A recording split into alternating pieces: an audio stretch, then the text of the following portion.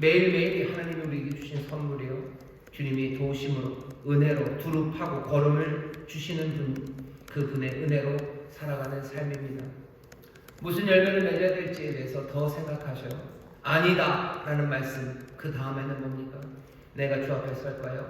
내가 무화과나무, 포도원에 심겨진 무화과나무 3년 동안이나 아무 열매 없었다면 이제 또 두릅하시고 걸음을 주시는 그 은혜, 풍성하신 은혜 안에서 내가 맺어야 될 열매들, 내가 돌아서서 다시 한번 합당한 열매를 맺는 삶들, 그 삶을 꿈꾸기 시작해야 합니다. 회개할 게 있나 돌아보셔야 돼요. 내가 열매 없이 땅만 차지하고 있는 것 아닌가 돌아보셔야 됩니다. 헛일하고 있는지 아는지 그거 살피셔야 돼요. 나는 지금 이제껏 헛일하고 있었습니까? 무화과나무면 무화과나무의 열매를 맺어야 됩니다. 게다가 포도원에 심겨진 무화과나무, 게다가 이렇게 충성스럽고 은혜로운 과원지기가 두릅하고 걸음을 주는 그 은혜 많이 받은 무화과나무라면 무화과나무에 합당한 열매를 맺어야 돼요. 하나님의 자녀로서 내가 합당한 열매 맺어야 됩니다. 주님을 믿는 사람으로, 주께 소망을 둔 사람으로 내가 합당한 삶을 살아가고 있는지 그거 보아야 합니다.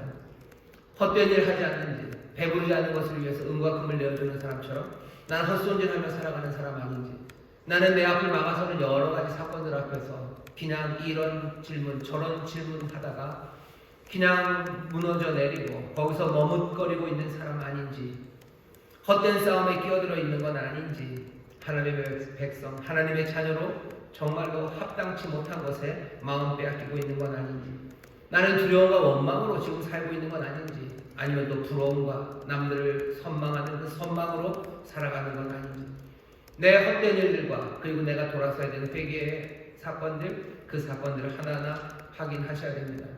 그리고는 어떻게 하셔야 돼요? 무화과나무답게, 하나님의 자녀면 하나님의 자녀답게, 예수를 따르는 사람들이면 예수를 따르는 사람들답게 그 길을 다시 나서야 됩니다. 나설 수 있습니까? 그렇게 내 삶을 회개하고 바뀔 수 있습니까? 과원지기를 믿으셔요. 이 과원지기를 믿으셔요. 이 과원지기의 수고를 믿으셔요. 그리고 이 과원지기의 은혜를 믿으셔요. 걸음을 주실 겁니다. 이전과 똑같은 일을 또 하실 거예요. 이제는 내가 해야 할 일 남은 겁니다. 막아서는 여러 가지 사건들 앞에서 정신 바짝 차리고 다시 한번 내가 해야 될 일을 그 일로 나가셔야 돼요. 은혜 그리고 도우심 우리 안에 충분히 있습니다. 걸음을 주셔요. 바라보십시오. 그리고 그 걸음 주시고 그리고 또 둘레를 파시는 그 수고와 그 은혜를 믿고 영접하셔요. 포도원에 심겨진 무화과나무, 이 은혜로운 과원지기가, 성실한 과원지기가 돌보는 무화과나무라면 그 무화과나무 열매를 맺을 수 있습니다. 내가 변할 수 있다는 믿음이요, 은혜를 믿는 믿음이죠. 그 충만한 은혜, 부족함이 없는 은혜가 나와 함께 하셔요. 그러니 그 은혜를 믿으며 무화과나무로서 그 삶을 살아가셔요. 거기에 매몰되고 멈춰 세우는 여러 가지 재앙들, 질문을 끝없이 우리에게 가져다주는 그 사건들, 거기에 매몰되지 말고 아니다. 하나님 신학적인 질문 아니요, 아니다 라고, 하나님 그러신 거 아니요, 아니다. 거기에 멈춰 있지 말라고 얘기하셔. 그리고 앞으로 나가십시오. 그럼 그 사람들은 누가 위로합니까?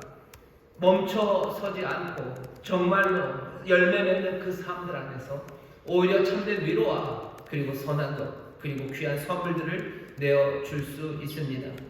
포도원에 심겨진 무화과나무는 내년에 어떻게 될까? 우리가 궁금하죠. 이 궁금함 여러분들이 대답이 되어주셔야 돼요. 세상에 열매를 맺는 사람들이 생길 수 있을까? 이 혼란과 어려움 그리고 안타까움, 어쩔 줄 모르는 생각들, 그 맴도는 그 생각에서 뛰쳐나오는 사람이 있을 수 있을까?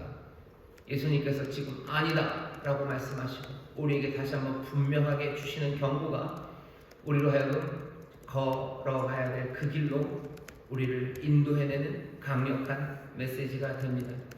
오늘 우리를 멈춰 세우는 것들은 세상에 어쩌면 안타깝고 거대한 사건들일 수 있어요. 하지만 정말로 멈춰 세우는 이는 여기 아페스를 외치는 과원직이 그리스도십니다. 그리스도는 지금 하나님을 멈춰 세우고 계셔. 그대로 두소서. 하나님을 멈춰 세우신 예수 그리스도, 그분은 지금 우리를 또 멈춰 세우는 겁니다. 세상의 사건들이 우리를 멈춰 세워서 거기서 헤매지 마셔요. 그리스도가, 예수님이 우리를 멈춰 세우는 그 자리, 그 자리에서 시작하셔야 돼요. 안 그러면 어렵습니다. 앞에서 외쳤던 그 십자가 앞으로 오셔요. 세상에 있는 모든 슬픔들과 사건들을 그 십자가 그리로 다 끌고 오셔요. YTN에서 머물면 안 돼요. 세상에 사람들이 말하는 유튜브에서 머물면 안 됩니다. 내 생각 거기에 머물러 있으면 안 돼요. 예수 그리스도의 십자가 정말로 우리를 멈춰 세우시고 생명의 길로 인도하시는 그 자리에서 멈춰 서십시오. 우리의 모든 고통과 참혹한 일들이 그 십자가 그 안에서 우리를 멈춰 세우기 시작할 때, 그때 우리는 거기서부터 새 삶으로 열매 맺는 회개와 변화의 길로 나아갈 수 있습니다. 여러분들 세상의 이야기에 머물며 거기서 고민하지 마셔요. 십자가 이 앞으로 오십시오. 다시 나갈 수 있는 은혜와 그리고 그 귀하신 능력이 우리와 함께 하는 곳입니다. 그곳에서 다시 시작하셔 기도하시고, 그곳에서 내가 해야 할 일들과 맺어야 되는 열매들, 그것들을 바라보시며 은혜를, 도우심을 붙잡고 하나씩 새 길을 걸어가십시오. 성실하게 기도하시고, 내가 도울 수 있는 것 있으면 도우시면 돼요.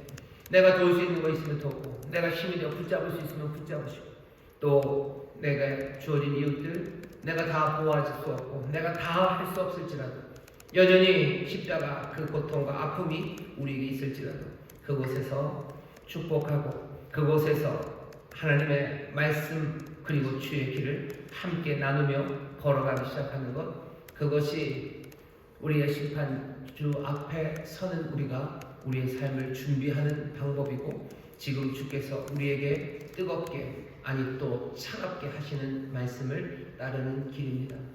정신들을 바짝 차리셔야 돼요. 주님 아니다 라고 얘기하셔요. 가야 할 길을 우리에게 보이십니다.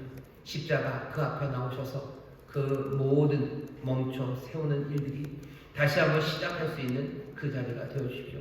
오늘 이 밤 우리가 주님 앞에 나왔습니다. 주의 십자가 앞에 나와서 십자가 앞에서 다시 시작할 수 있는 건 그 은혜가, 그 위로가, 그리고 생명의 능력이 우리와 함께 하기 때문입니다.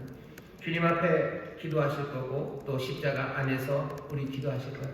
주님, 주께서 위로하여 주실 것을, 주의 은혜가 우리와 함께 하실 것을 우리가 믿으며 우리는 어디로 갈 거예요?